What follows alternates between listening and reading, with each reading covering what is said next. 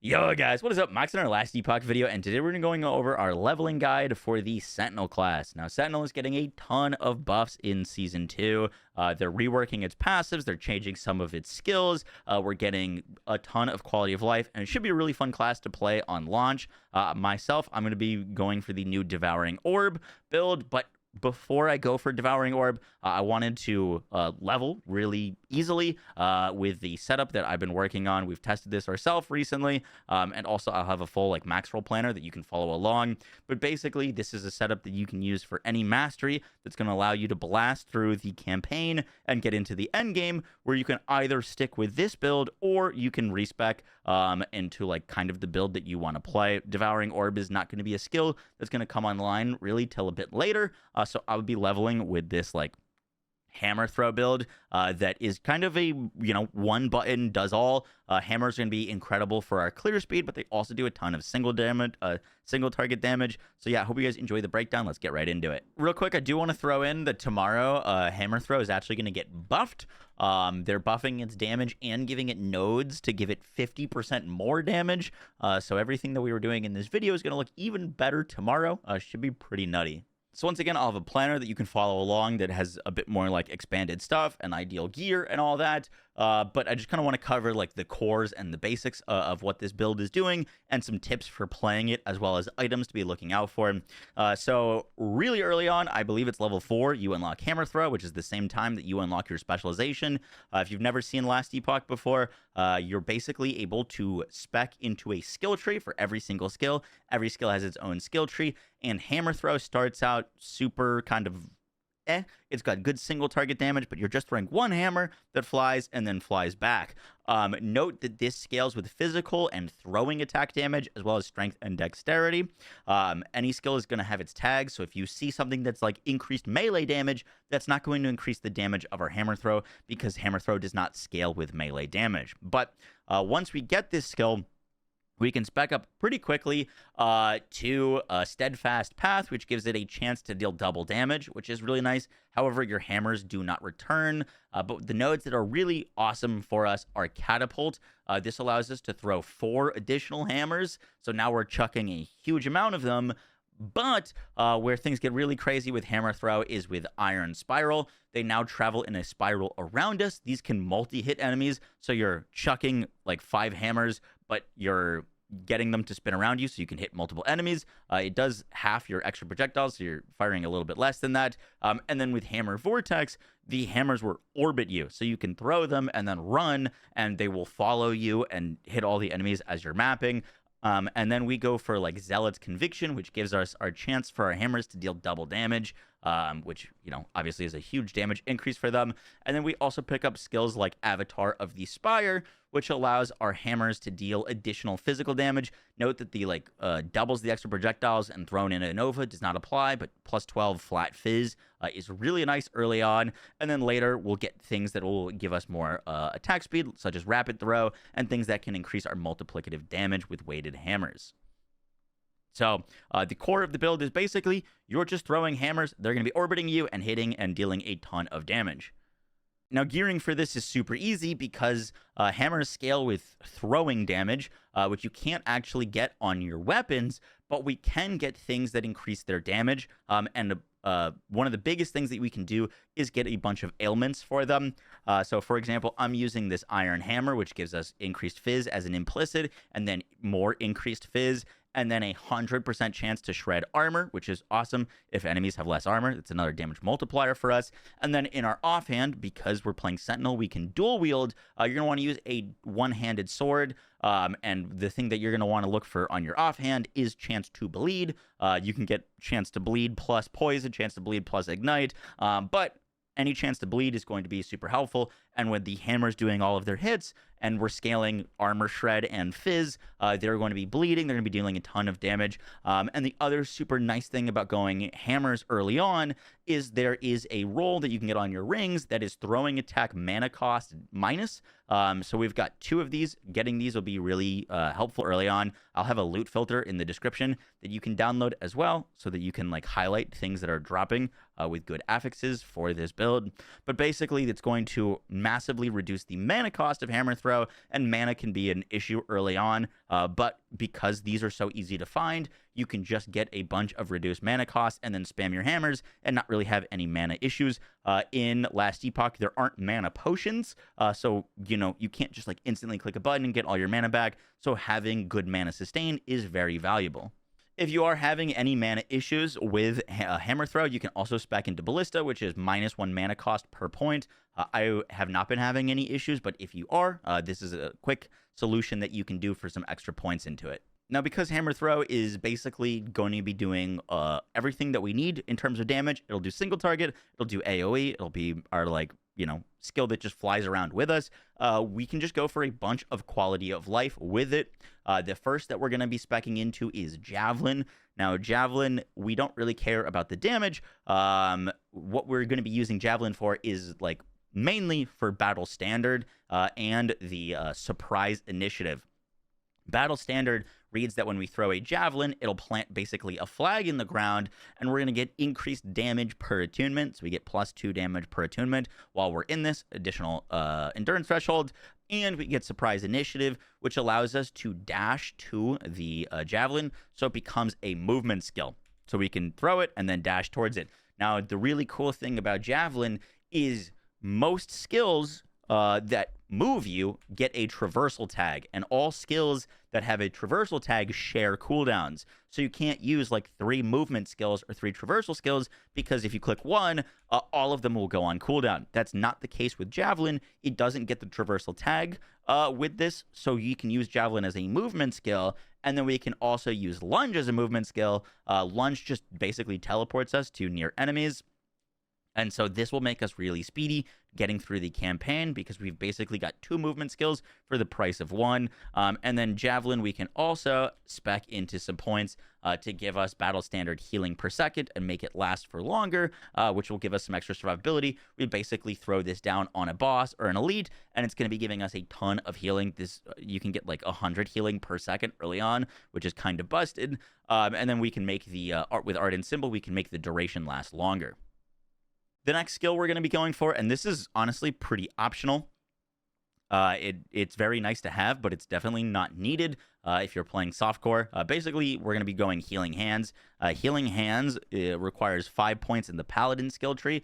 We're not going Paladin, or you could go Paladin with this build. You could go any of them. I just plan personally on going Void Knight. But with Healing Hands, we get a button that we can click that is going to give us a ton of healing. Basically, we can just spec into Homeward so that we can cast Healing Hands on ourselves, and then give us a additional healing per second, increased healing effectiveness. It gives us ward and more upfront healing. Healing Hands is basically a one-click button if we ever get low, because your potions are going to be limited early. You don't want to be dying to any bosses, because it's going to slow you down if you have to reset. This basically makes us really hard to kill with the additional healing of Javelin and Healing Hands. And once again, we getting all of our damage from Hammer Throw. Now, the next skill we're going to go for is Devouring Orb. I'm using the Maxwell Planner because it's completely changing how this works tomorrow. Devouring Orb is going to be one of our main abilities, but for the campaign, we can spec it a little bit differently because hammers for the campaign are basically going to be carrying us. We don't need to scale a bunch of spell damage and stuff like that. Luckily, a lot of the nodes that we're going to be going for scale both throw and spell damage, so these should be chunking. But what's going to be really nice is the new node that's getting added tomorrow or today when you're watching this video is Abyssal Rush. While you're moving, you automatically cast Devouring Orb if it's not on cooldown and you have enough mana. This effect puts Devouring Orb on cooldown. Now, what is Devouring Orb? Sorry. A Devouring Orb is a orb that flies around. Well, we're going to make it orbit around us. And these orbs, when they hit enemies, can explode, which can create rifts that will deal void damage per second. And so they're going to be, with this build, we're going to be having them set up for a ton of utility, but also dealing a ton of damage. And they're just going to be something that's auto-casting and rotating around us. So we're going to have hammers flying around us and killing things. And we're going to have void orbs flying around us and killing things. So we're going to go Dark Moon so that they orbit around us. Abyssal Rush so that they just auto-cast for us. And then Cosmic Impact. Whenever these orbs hit enemies, they're going to do 80 flat void damage, which we can scale up, which is a ton of void. With Void Adept, As we are going to have these orbs around us, we're going to get more void damage, which we're going to be adding a bunch of void damage to our hammers. Hollow Orb allows the void orbs or devouring orbs to last 40% longer. And then we can get Abyssal Emission. So these are going to be also auto-casting spells out for us. And then with the new node Rending Maw, these will also be slowing enemies and shredding 100% of their void resistances. And then we can go Chaotic Torrents. We're sending out more of these spells every second. This is going to be changing pretty heavily once we're like purely scaling Devouring Orb for specifically damage. But this is a really cool setup for our skill tree. And then with Cataclysm, they're going to create Void Eruptions when they expire. And then with Orb Master, we're going to get 72% recovery speed and 72% Void Eruption damage. These are on a default of 4 seconds, so they should be on like a 1 second cooldown, which is going to allow them to be up all the time and constantly shredding resistances and dealing a bunch of damage for us. Once we get further on, you could respec out of Healing Hands because we can use Anomaly, which is going to give us a bunch more survivability, and we probably won't need the survivability from Healing Hands, but Anomaly is going to give us a ton of cool things. One of the big things that's going to give us a like Void Time Bubble that's going to follow us around. It'll follow us around with the Time Lord node. So this is just going to stay glued onto us. And then any enemies that get close to us are going to get applied with Slow and Void Res Shred. While the bubble's on us, we're going to get a 150% increased crit chance. We can make the bubble last longer and last for 2 seconds after it goes away. While it's on us, it's also going to give us 20% increased attack speed, so we can throw those hammers faster. And while the bubble is on us, we're going to get 1% of our damage leeches health. This is kind of why I said that we are not going to need the symbols, the healing spell anymore. And then we could also use Void Maw, which gives us 100% increased health leech while we're in the time bubble. The Void Knight's getting a bunch of extra health leech nodes in its skill tree, so that's going to feel really great. Now, for leveling in the skill tree, you're going to want to put your first points into Strength. Strength and Fire Res and Void Res is really nice to pick up early on. Then we're going to be putting our points into Armor Clad. These are going to give us some extra armor, but more so the damage taken from nearby enemies is reduced, which is quite nice. Then we're going to put 5 points into Valiant Charge, which is going to give us cooldown for our movement skills and additional health. We're going to be skipping Time and Faith. We can put some points into this later. But here, I personally would put some more points into Vitality for some extra healing and health regen. You could also put it into Armor Clad. If you want more damage, Relentless is solid as well. But we're going to put our last point into Gladiator, which can allow us to dual-wield melee weapons, which we can kind of do some cool things with that I showed off in the gear section. This is our 21 points into our Sentinel, which means that we can now put points into our Paladin or our Void Knight. The order of the points that you put them into is kind of up to you. Void Knight is going to give us some extra damage, and Paladin will give us some extra survivability. Let's start with Void Knight first. So in Void Knight, we start with Temporal Corruption, put some extra Void damage on our attacks, and then we're going to go for Abyssal Endurance.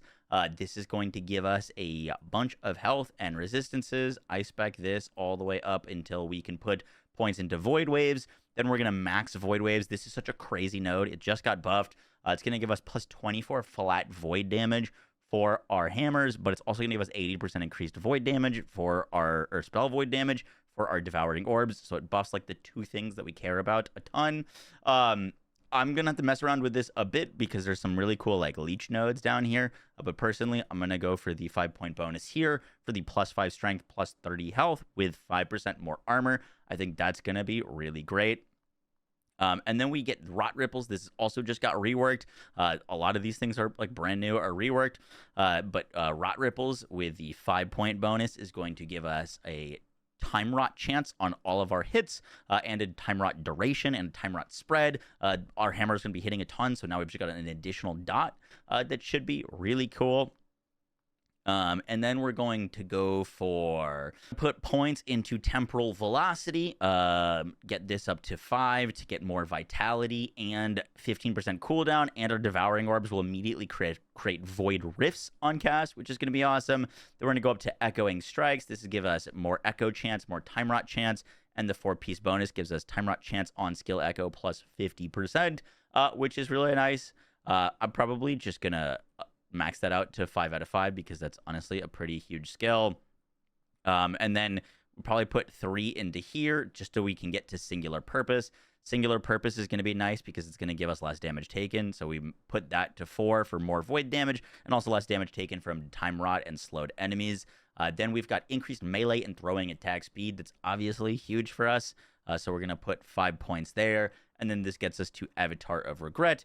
Your melee attacks, throwing attacks, and void spells have a much higher chance to echo. You have increased armor, but you have reduced melee attack speed and throwing attack speed. This is going to be kind of like a feel thing, but 10% echo chance is kind of huge. And then that's going to be kind of rounding out like the leveling section. I'll fill out the rest of the points here, but that's going to be what kind of like our like base Void Knight tree looks like. And then let's go over to Paladin. Paladin's pretty easy. The first 5 points, you're just going to put 5 into Defiance. It's going to give us Attunement and Elemental Resistance. Javelin throw scales with points into Attunement. So 5 points of Attunement is 10% more damage as an AoE for our Javelin, which is really, really nice.